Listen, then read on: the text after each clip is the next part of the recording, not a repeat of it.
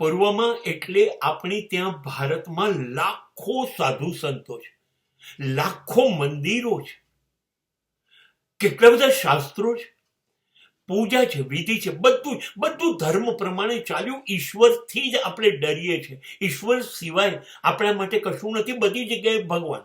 કશું પણ થાય, પાંદડું હલે તો ઈશ્વરની મરજી. બિલકુલ અદ્ભુત ઘટના છે આપણે ત્યાં.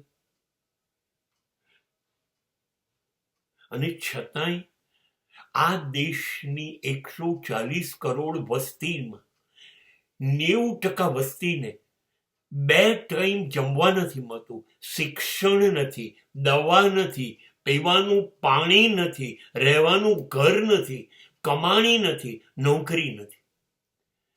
બધા દેવતાઓ અહીં જ જન્મ લીધો, બધો જ ધર્મ અહીં જ છે, અને છતાંય પૂર્વની સંસ્કૃતિ બિલકુલ દુઃખી. ભારત માત્ર દુઃખી અને દુઃખી.